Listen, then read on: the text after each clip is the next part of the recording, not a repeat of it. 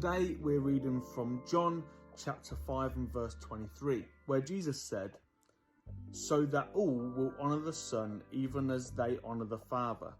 He who does not honour the Son does not honour the Father who sent him." I think sometimes people get a bit mixed up in their priorities.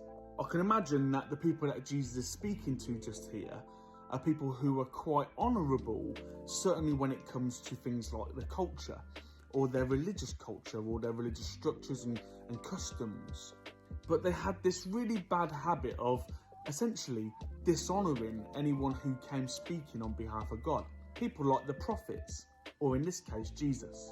Over my years as a church leader and as a Christian, I've come to find that quite often people really enjoy being part of church. They really like church. You might even say that some folks love the church community. The problem is that when maybe they fall out with the church community, or someone says or does something they don't like, they disappear. And that's because they don't love Jesus. Being part of church is a lovely thing, but being in love with Jesus is what salvation is all about. We're called from a life of sin and disconnection from God into a life of love and relationship with Jesus, with God.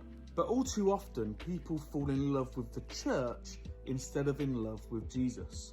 And the result of this can often be that when eventually the honeymoon period wears off, people fall out of love with church again and disappear. The Apostle Paul said to keep running the race, to keep on pushing towards the goal of salvation, to keep on going until eventually we get to heaven. The problem is that oftentimes I've come to find that people fall out of love with the church and then they leave Jesus because actually they were never actually in love with him. My advice to you today is to check out Jesus, because he is lovable, he is glorious, he is gracious and kind.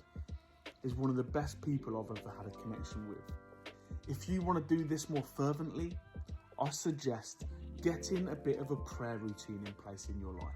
Maybe start by saying every morning, for the first 10 minutes after I wake up, I'm going to pray instead of checking Facebook or TikTok. And then when you pray and the things that you pray for, write down in a prayer diary so that later on you can come back to the things that you've seen have been answered by God in prayer. Maybe one of your first prayers can be, "Jesus, help me to get to know you so that I might fall in love with you too." I hope you have a blessed week. I'll see you soon.